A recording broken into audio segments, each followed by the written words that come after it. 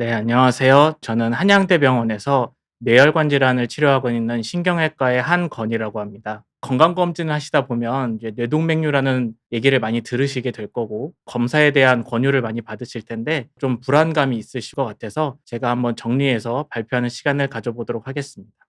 뇌동맥류란 무엇인지, 이제 뇌동맥류는 뇌혈관 벽이 약해지면서 이제 풍선처럼 부풀어 오르는 혈관의 꽈리를 얘기합니다. 이렇게 오른쪽 그림을 보시면 뇌혈관이 갈라진 부분에 이렇게 풍선처럼 부풀어 오르는 걸 볼 수가 있는데, 뇌혈관이 갈라지는 부분에 지속적으로 힘을 받게 되면서 좀 약해지게 되면 국소적으로 염증 반응이 생기게 되고, 계속 힘을 받으면서 혈관 벽이 약해지면서 풍선처럼 부풀어 오르는 거를 뇌동맥류라고 합니다.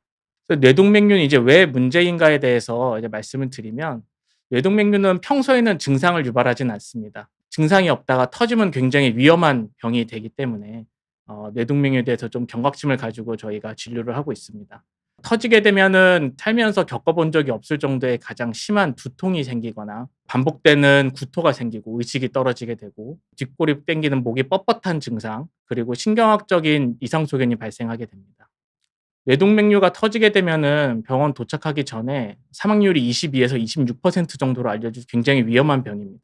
이렇게 뇌동맥류가 터졌을 땐 지주막하 출혈이 발생하게 되는데, 지주막하 출혈이 생긴 환자의 30일간의 치명률은 2002년도에는 21.2%에서 2019년도 조사했을 때는 19.2%로 좀 좋아지긴 했지만 아직까지도 굉장히 높습니다. 90일까지 저희가 생각을 한다면 대략 24% 정도로 터졌을 때 굉장히 치명률이 높은 병이기 때문에 저희가 걱정을 가지고 이렇게 대하게 되는데, 근데 이게 또 뇌동맥류가 있다고 해서 그렇게 엄청 걱정을 할 정도는 아닌 것이, 건강보험공단에서 총 한 5,900명 정도의 환자를 대상으로 조사했을 때 연간 파열률은 대략 0.9% 정도로 추산이 됩니다. 우리나라에서 뇌동맥류 환자 수는 오른쪽 그래프에서 보듯이 점차 증가하고 있습니다. 물론 환자군이 증가하는 것도 있겠지만 건강검진을 통해서 많이 발견되기도 하고, 많은 환자들이 경각심을 가지고 검사를 하게 되면서 많이 발견되는 경우들도 많습니다. 그래서 이렇게 검사를 해서 뇌동맥류가 진단됐을 때는 많이들 걱정을 하시게 됩니다. 건강검진에서 뇌동맥류가 의심된다고 들었다, 혹은 뭐 건강검진에서 면밀이라고 들었다, 머릿속에다가 좀 시한폭탄을 안고 사는 기분이다, 이게 터지고 뭐 누구는 잘못됐다더라, 어떻게 됐다더라, 주변의 얘기도 많이 들리고, 그래서 이제 인터넷을 찾아보고 방송을 보다 보면 걱정이 되고 이제 잠을 못 이룬다, 그렇게들 많이 외래 진료로 찾아오시게 됩니다. 그래서 이렇게 검진을 했을 때 선별 검사는 이제 MRA라는 혈관 검사를 하게 되는데, 이 MRA에서 요런 식으로 뇌동맥류가 발견이 되기도 합니다. 뭐 이렇게 발견되는 경우는 누가 봐도 사실 뇌동맥류의 전형적인 소견이기는 합니다. 근데 대부분의 많은 환자분들이 외래로 오실 때 뇌동맥류가 의심된다는 표현을 듣고 많이들 오십니다. 의심이라는 거는 사실 뇌동맥류가 맞다 아니다가 아니라 뭔가 조금 애매한 경우에 이렇게 많이들 설명을 듣고 오시는데, MRA에서 건강검진을 했을 때 요런 식으로 혈관이 살짝 부푼 거를 보이게 됩니다. 요런 부분은 정말 뇌동맥류가 아니고 그냥 단순히 혈관이 나가는 부분이 검사상에서 그렇게 보이기도 합니다. 그래서 저희가 뇌동맥류인지 아닌지 정확하게 검사를 하기 위해서는 다음과 같은 검사들을 추가로 더 시행해 볼 수가 있습니다. 뇌혈관 벽을 보는 조금 더 정밀한 프로토콜의 MRI 검사를 하는 경우들도 있고, 조영제를 써서 혈관에 보는 CT를 검사하는 경우들도 있습니다. 그리고 실제적으로 뇌혈관에 관을 직접 넣어서 쏘게 되는 뇌혈관 조영술 검사를 하는 경우들도 있습니다. 그래서 이런 검사들을 이제 추가적으로 권유를 받게 됩니다. 이렇게 뇌동맥류 의심 소견이 있을 때 이 뇌혈관 조영술을 시행한 환자의 사진입니다. MR에서는 이렇게 혈관이 풍선처럼 부푼 뇌동맥류 의심 소견이 있지만, 실제 이제 혈관에다 관을 넣고 약을 쏴서 봤더니 요렇게 혈관이 나가면서 이거는 이제 뇌동맥류가 아닌 거죠. 요렇게 진단되는 경우들이 꽤 있었습니다.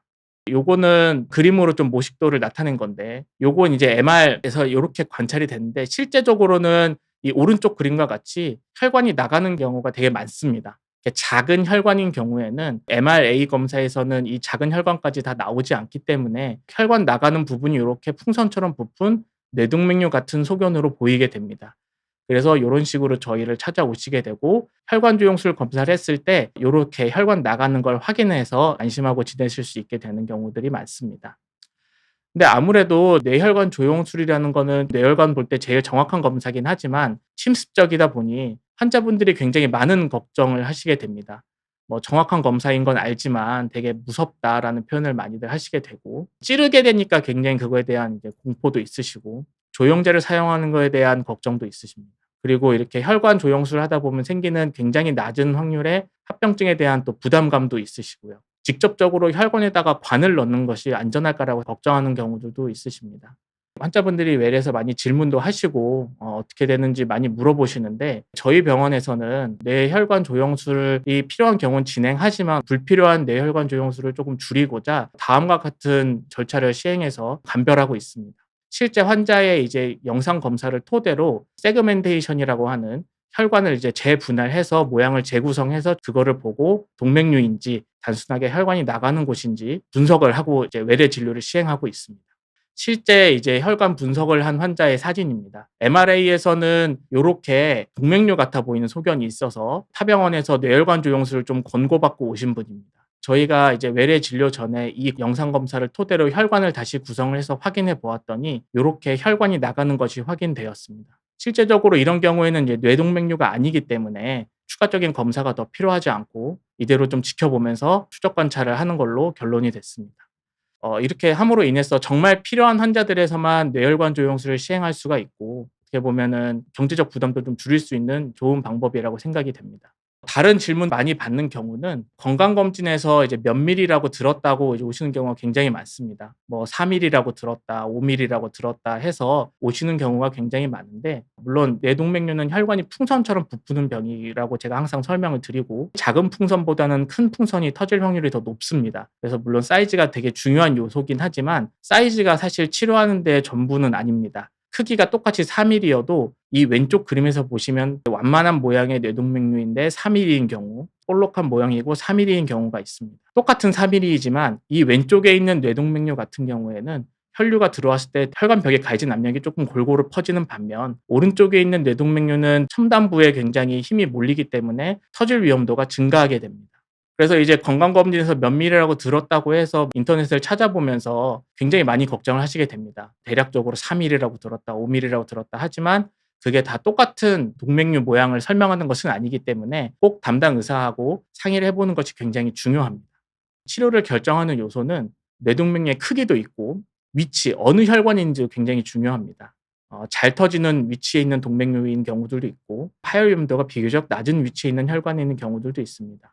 모양도 굉장히 중요합니다. 모양이 예를 들어서 정말 이쁜 구형의 모양을 가지는 경우도 있고, 울퉁불퉁하게, 제가 항상 환자분들한테 이제 도깨비 방망이 같다고 설명을 드리는 경우가 있는데, 울퉁불퉁해서 혈류가 벽에 골고루 가지 않고 특정 부분에 몰리게 되면서 이제 파열 위험도가 높아지는 경우들도 굉장히 중요합니다. 시간에 따른 변화도 굉장히 중요합니다. 뇌동맥류가 모양이 바뀌지 않고 가만히 있는 것보다 점점 커지고 모양이 바뀌고 있다면 비교적 크기가 작더라도 치료를 결정하는 경우들이 있습니다. 그래서 개인의 위험 요인, 환자분의 상태, 뭐 기저질환, 또 가족 중에 그런 터진 병력이 있는지 등등등, 저희가 치료할 때는 항상 이런 여러 가지를 판단을 해서 결정하기 때문에 인터넷에 있는 정보 혹은 뭐 방송 정보를 참조하는 것도 굉장히 좋으시지만 꼭 전문가인 담당 의사 선생님하고 상의하는 것이 굉장히 중요합니다. 뇌동맥류가 있다고 저희가 다 치료하는 것은 아니고, 터져서 생길 위험이 있고 이런 수술이나 시술로 생긴 합병증의 위험도를 비교해 봤을 때 터져서 생길 위험이 훨씬 높다고 판단이 되면 치료를 권고드리게 됩니다. 그래서 뇌동맥류 치료 방법은 이제 크게 두 가지로 저희가 구분을 할 수가 있습니다. 약물 치료보다는 외과적인 치료가 필요하게 된 건데, 첫 번째로는 이제 머리를 열고 하는 이제 클립 결찰술입니다. 두 번째로는 혈관 내로 들어가서 하는 코일색전술, 혈관 내 치료죠. 크게 두 가지로 나눌 수가 있습니다. 제가 오늘 추가적으로 설명드릴 내용은 혈관 내 치료의 좀 최신 치료에 대한 설명을 좀 드리고자 합니다. 이제 코일색전술은 혈관을 통해서 이제 동맥류 안에다가 백금 코일을 넣어서 막는 치료입니다. 이런 식으로 동맥류가 풍선처럼 부푼 부분이 있을 때 관을 이 안에다 넣고 백금으로 된 코일을 채워 넣어서 이제 막는 치료입니다. 제가 여기 이제 이런 표현을 썼는데요. 동맥류 안에서 혈류를 좀 느리게 하고 혈전이 차면서 동맥류가 막히도록 유도한다고 합니다. 제가 좀 비유적으로 설명을 드리면, 이렇게 유리병에다가 자갈을 다 채워 넣어도 꽉 찼다고 말씀을 드리지만 여기다가 물을 부어 보면은 물이 찹니다. 이런 식으로 뇌동맥류에다가 백금 코일을 다 채워 넣어서 이렇게 넣어도 혈류는 들어가게 되는데, 어찌됐든 혈류가 이제 들어가면서 좀 느리게 차게 되고 서서히 혈전이 생기면서 이제 막히는 식으로 치료가 되게 됩니다. 그래서 저희가 뇌동맥류를 치료할 때는 이렇게 코일을 넣어서 막고, 만약에 목이 넓은 경우에는 이렇게 스텐트를 보조해서 코일이 튀어나오지 않게 지지하는 치료를 하기도 하고, 혹은 풍선 같은 거를 대고 코일을 넣어서 채우기도 합니다. 이제 코일 색전술의 장점도 있고 단점도 있습니다. 어떻게 보면은 많은 분들이 이제 머리를 열지 않고 혈관 내로 접근하는 거에 대해서 굉장히 긍정적으로 생각하시지만, 또 명확한 장점이 있지만 사실 단점도 있는 치료입니다. 직접적으로 그 꽈레를 내부를 채워서 혈류를 차단하기 때문에 파열을 방지하는 효과도 있고, 뭐 응급이나 비응급 모두 가능한 치료고, 어느 정도 데이터가 쌓였기 때문에 사실 검증된 방법이라고 할 수도 있습니다. 그리고 환자 상태에 따라서는 피를 묽게 하는 항열소판제 복용 기간을 조절하는 경우들도 있습니다. 단점인 경우에는 이제 시간이 흐르면서 코일이 밀려나서 이제 재발이 되는 경우들이 왕왕 있습니다. 사실 이게 가장 큰 걱정인 경우가 많고, 그리고 입구가 넓은 경우에는 코일이 빠져나올 위험이 있어서 스텐트나 풍선을 대서 시술을 같이 진행하기도 합니다. 시술 중에 직접 코일을 넣는 과정에 이제 혈관 벽이 자극을 받아 터질 위험이 있고, 재발 여부를 확인하기 위해서 정기적으로 MR 검사 혹은 혈관 조영술 검사를 확인하는 경우들도 있습니다. 이제 대표적인 문제가 생겼을 때에 대한 그림을 제가 가져와 봤는데, 이런 식으로 혈관에다가 관을 넣고 저희가 치료하는 때 혈관이 어떻게 보면 말랑말랑한 조직이다 보니 관이 이렇게 툭 튀는 경우들이 있습니다. 툭 튀면서 혈관벽을 뚫고 나와서 파열을 일으키기도 하고, 이런 경우에는 저희가 바로 이제 막긴 하지만 굉장히 위험한 상황이 생기게 됩니다. 두 번째로는 이제 뇌동맥류 코일을 했을 때 재발되는 경우입니다. 요렇게 뇌동맥류가 있어서 저희가 혈관 내로 들어가서 코일을 잘 예쁘게 채워 넣었는데, 계속 시간이 지나면서 혈류가 이렇게 자극을 하게 되면 코일이 압착이 되거나, 코일은 예쁘게 잘 있지만 목이 늘어나는 경우들도 있습니다. 지속적으로 추적 검사가 필요한 경우들이 많습니다. 물론 이게 갑자기 단시간 내에 이렇게 재발돼서 이게 문제를 일으키는 경우는 굉장히 드뭅니다. 그렇기 때문에 저희가 외래에서 추적 관찰하면서 모양이 변하는 경우에는 재치료를 권하는 경우도 있지만, 사실 뭐 비율적으로 엄청 높진 않습니다.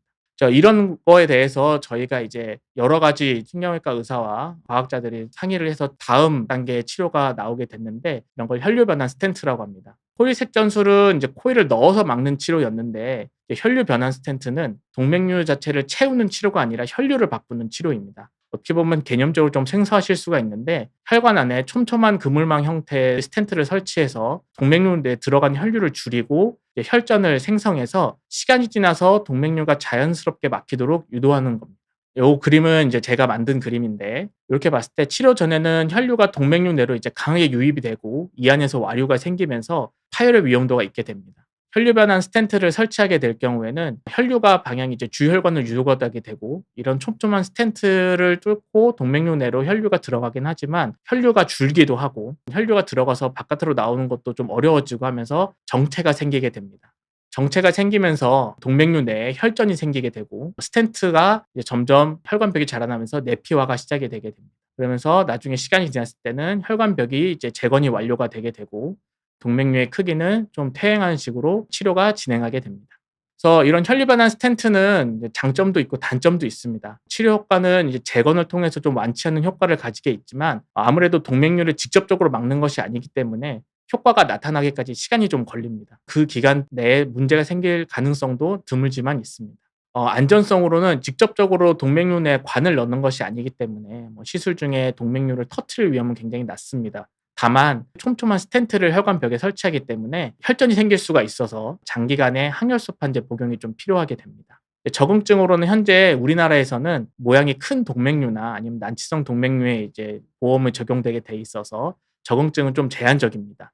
그리고 단점으로는 작은 분지 혈관이 많은 곳은 분지 혈관들에 좀 영향을 줄 수 있기 때문에 그런 것은 좀 주의가 필요하게 됩니다.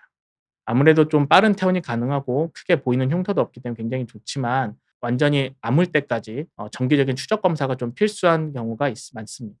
그것도 사실 우리나라에 도입된 지는 10년 이상 됐습니다. 그러면서 많은 치료가 이루어졌고, 그러다 보니까 또 이 혈류 변환 스텐트에 대한 또 제한점을 인식을 하게 됐고, 이 혈류 차단기라는 것이 개발되었습니다. 그래서 혈류 차단기는 이제 플로우 디스럽터라고 하는데, 통칭 이제 웹이라고 가장 많이 알려져 있습니다. 동맥류 밖이 아니라 동맥류 안에다가 기기를 넣어서 혈류를 약하게 만들어서 차단하는 치료입니다. 이렇게 동맥류가 들어가서 와류가 생길 수 있는데, 이런 식으로 혈류를 차단시키는 어떻게 보면 그물망을 투척을 해서 시간이 지나면서 이 안에 혈전이 차게 되고 동맥류가 막히도록 유도하는 것입니다. 가장 큰 장점은 모혈관에 영향을 주지 않기 때문에 피를 묽게 하는 항혈소판제 복용을 안 드시거나 혹은 최소화할 수가 있습니다. 그래서 주로 고려되는 상황에는 넓은 동맥류 목 때문에 단순하게 코일만 채워서는 좀 힘들고 스텐트를 대고 치료를 해야 된다든지 그런 식으로 혈관이 갈라지는 즈음에 생긴 동맥류 혹은 코일만으로 했을 때는 좀 재발이 우려되거나 안정성이 걱정되는 경우에는 이렇게 혈류 차단기를 설치하게 됩니다. 장점으로 가장 좋은 것은 일단 최소한의 약을 복용할 수 있는 것입니다. 아무래도 모혈관에 영향을 크게 주지 않기 때문에 피를 묽게 하는 약을 줄일 수가 있고 그러다 보면 환자분이 약으로 인한 부작용이나 추가적으로 치료받는 거에 대한 제한이 있는데 그거를 줄일 수 있는 가장 큰 장점이 있겠고 두 번째로는 시술 시간을 좀 단축할 수 있습니다. 코일 색전술 같은 경우에는 이 동맥류를 선택을 해서 안정적으로 카테터를 유지하면서 코일 색전술을 시행해야 됨에 비해 혈류 차단기는 단일 장치를 삽입해서 시술 시간을 단축할 수가 있습니다. 다만 단점으로는 이 꽈리의 모양이 기구와 가장 맞는 모양을 골라야 되기 때문에 꽈리의 크기를 실측을 하는 것과 올바른 장치를 선택하는 것이 굉장히 중요하고 많은 의사들이 그거에 대해서 계속 연구를 하고 있습니다. 해부학적 구조로는 혈관이 갈라지는 지점에 굉장히 안정적으로 시행할 수가 있고요. 다만 모양이 이렇게 원통형으로 생겨 있다 보니 비정형화된 구불구불한 모양이고 이런 경우에는 적합도가 좀 낮을 수가 있습니다.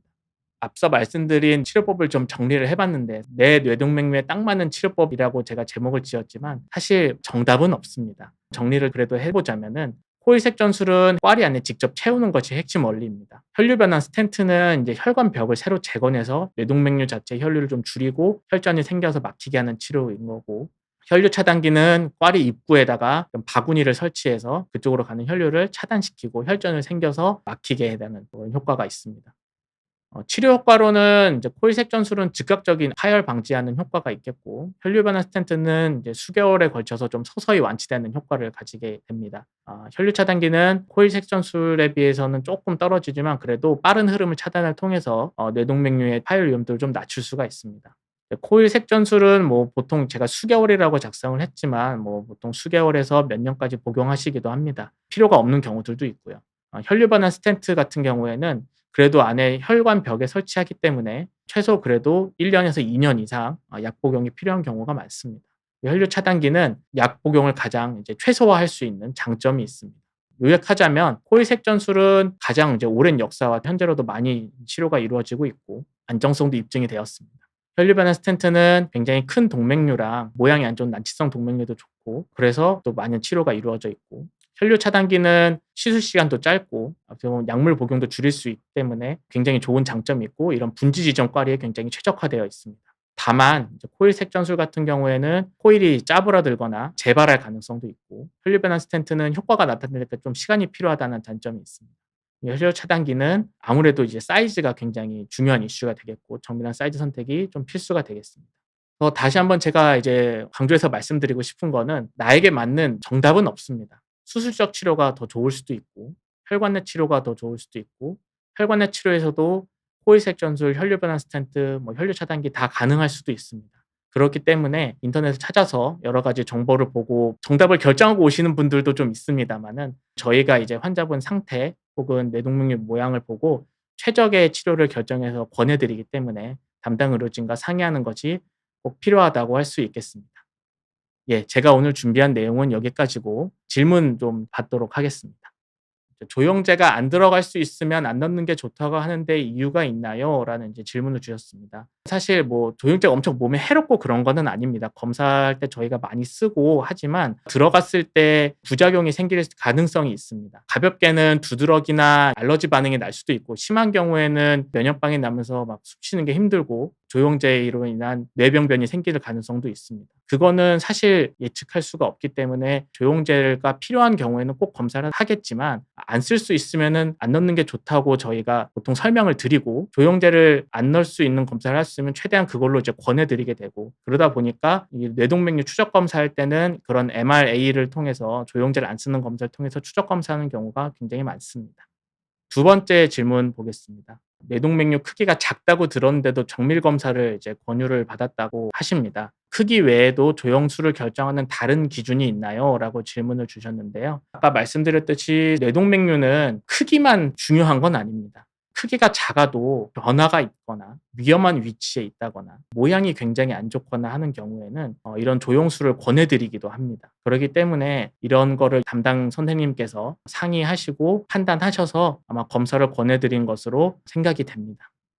예, 다음 질문 보겠습니다. 검사나 치료 결정 과정에서 환자나 보호자가 꼭 물어봐야 할 질문이 있을까요? 중요한 질문인데요. 옛날에는 의료 정보가 많은 분들이 접근하기가 어려워서 전문가인 이제 의사 선생님이 설명해 주는 거에 따라오시게 됐는데, 현재는 많이 미디어의 발달하고 유튜브의 출연으로 인해서 의학 정보를 접할 일이 굉장히 많습니다. 이렇게 방송도 있고. 근데 그런 정보들을 봤을 때 사실 환자나 보호자들이 정확한 판단을 내기는 굉장히 어렵습니다. 특히 이런 뇌혈관 같은 경우에 정말 전문적인 분야이기 때문에. 환자나 보호자분들이 "터질 확률이 얼마나 될까요?" 라고 물어보시는 경우가 굉장히 많은데, 사실 확률이라는 거는 데이터를 통해서 저희가 설명을 하는 거다 보니 모든 환자가 그 데이터에 딱 맞지는 않습니다. 그래서 외래에서 치료 결정하실 때 물어보실 것은 위험도가 경험상 얼마나 되실지, 혹은 치료하는 위험도와 지켜보는 거의 위험도는 대략적으로 얼마나 되실지 한번 물어보시는 게 저는 필요하다고 생각이 됩니다. 다음 질문 보겠습니다. 혈관을 꿰맬 수는 없나요? 똑 떼어내고 꿰매면 될 것 같은데요. 뇌동맥류는 수술로 들어갔을 때는 뇌를 견인해 가지고 작은 공간에서 수술을 하게 되는데, 혈관 자체를 잘라내고 꿰매는 거는 굉장히 이제 어떻게 보면 위험 부담이 되고, 약해진 혈관벽을 꿰매는 경우에는 또 위험할 수가 있기 때문에 보통 저희가 혈관을 꿰매지는 않고 티타늄으로 된 클립으로 혈관을 잡아주는 식의 치료를 하게 됩니다. "저런 수술은 어떻게 하나요? 이제 혈관이 엄청 얇을 것 같은데 손으로 하시나요?" 저는 이제 수술도 하고 혈관 내 치료 두 가지를 다 하고 있는데, 실제적으로 개두술을 하고 수술할 경우에는 직접 손으로 현미경을 보면서 수술을 하게 됩니다. 그런 식으로 하게 되고, 혈관 내로 접근하게 됐을 때는 가장 많은 경우는 대퇴동맥, 사타구니에 있는 굵은 혈관을 타고 올라가서 관을 거치시켜 놓고 얇은 관을 혈관 안에다가 넣었고 밖에서 살살살 밀어 넣는 식으로 치료를 하게 됩니다. 고렇게 진행이 되게 되고, 혈관이 굉장히 얇습니다. 3mm, 5mm, 7mm 막 요렇게 되기 때문에, 그리고 굉장히 혈관벽이 약하기 때문에 주의를 필요하게 되고, 혈관 내 치료가 초기에 나왔을 때에 비해서 카테터가 많이 발전했기 때문에 그런 혈관에 손상을 주는 것을 최소화할 수 있고, 혈관 내 치료의 합병증 비율도 많이 예전에 비해선 낮아진 것으로 판단이 됩니다. 코일 색전술, 스텐트 용어가 되게 어렵습니다. 환자 입장에서는 치료 방법을 선택할 때 가장 중요하게 봐야 할 기준이 있을까요? 선생님한테 "코일 색전술 해 주세요." 하면 될까요? 질문 주셨는데요. 물론 본인이 이제 좋다고 생각하시는 거를 들고 찾아오시는 경우들도 많은데, 그 치료가 환자분에게 알맞는 치료인 경우들도 있지만, 환자분의 그런 혈관 상태, 기저질환, 나이 등등 여러 가지를 봤을 때 조금 더 좋은 치료가 있는 경우들도 있습니다. 환자분이 이런 정보를 얻고 오시는 거는 이해하는 데 굉장히 좋습니다. 하지만 그 담당 선생님의 판단을 존중해 주시는 게 저는 가장 중요하지 않을까 생각이 됩니다. 대부분의 신경외과 뇌혈관 의사들은 가장 최적화된 치료를 권해 드리게 됩니다. 물론 이제 머리를 열자고 할 경우에 굉장히 환자분들이 좋지 않아 하는 경우들도 있지만, 그런 경우는 저희가 다른 혈관 내 치료보다도 더 훨씬 환자분에게 우월한 효과를 가져다 주기 때문에 권하는 경우들도 많고, 혈관 내 치료에서도 재발률을 낮추고 치료를 성공적으로 이끌 수 있는 방법을 선택해서 권해 드리게 됩니다. 환자 입장에서 치료 방법을 선택할 때 가장 중요하게 봐야 할 기준은 시술 과정의 합병증을 최소화할 수 있고, 그리고 수술을 했을 때 재발 위험 혹은 치료 후에 뭔가 문제가 생길 확률을 굉장히 낮출 수 있는 방법이 가장 중요한 기준이라고 생각을 합니다. 뇌동맥류 수술하시는 분들 보면 언제쯤 일상생활을 하시던가요? "저희 아버지가 금방 일을 다시 못하면 안 하신다고 하셔서"라고 질문 주셨습니다. 이제 비파열 뇌동맥류 같은 경우에는 이제 수술이라고 하면은 이제 아무래도 개두술에 대해서 말씀을 하시게 될 텐데, 동맥류 위치에 따라서 여러 가지 방법이 있습니다. 이제 머리 옆을 이렇게 열고 들어가서 수술하는 방법도 있고, 눈썹 위로 들어가서 수술하는 방법, 조그맣게 열고 수술하는 방법이 있는데, 그것은 이제 뇌동맥류 위치나 크기, 모양 따라서 저희가 결정을 하게 됩니다. 통상적으로 저희가 개두술을 했을 때는, 제가 보통 환자분들 설명드릴 때는 그래도 한 달 정도는 좀 쉬라고 제가 말씀을 드립니다. 물론 수술하시고 일상생활 복귀는 비교적 빠를 수 있지만, 이제 업무를 하시려면은 전신 마취도 하셨고 그래도 수술을 하셨기 때문에 4주 정도는 조금 안정을 취하시고 다시 일에 복귀하라고 저는 권해 드리고 있습니다마는, 퇴원 이후에 바로 일상생활도 가능은 합니다. 가능하나 업무할 정도는 조금 시간이 더 필요하다고 저는 생각이 됩니다. 다음 질문 보겠습니다. "뇌동맥류도 가족력이 있나요? 외가 쪽에 수술하신 분이 있어서요." 라고 질문 주셨습니다. 뇌동맥류는 사실 뭐 유전적 질환은 아닙니다마는 뇌동맥류를 유발하는 여러 가지 이유가 있습니다. 이제 대표적으로 혈관의 모양도 설명을 좀 드리게 되는데, 이제 가족력이라는 건 결국 혈관의 모양도 좀 닮게 되고 혈류의 흐름도 좀 비슷하게 되고 기저질환도 좀 비슷하게 가져가는 경우도 많고, 이제 생활 습관이나 그런 것도 굉장히 비슷한 경우들이 많습니다. 물론 이제 가족분들이 뇌동맥류가 있다고 무조건 다 검사를 권하는 건 아니지만, 가족들 중에 혹시 뇌출혈, 뇌동맥류 터진 지주막하 출혈 병력이 있거나 혹은 2분 이상의 뭐 뇌동맥류 가족력이 있는 경우에는 조금 검사를 권하는 편이긴 합니다. 뇌동맥류 수술하면은 운동이나 여행 같은 일상생활에 제한이 생기지 않는지 궁금합니다. 치료가 이제 잘 끝나고 나면은 일상생활이나 운동하는 데 있어서는 크게 제한이 있진 않습니다. 물론 조금 회복하는 시간은 필요하게 됩니다. 뇌동맥류가 있어도 평생 문제없이 지내는 분들도 있다고 들었습니다. 정말인가요? 제가 아까도 설명드렸듯이 연간 파열률 평균적으로 봤을 때 0.9% 정도라고 말씀을 드립니다.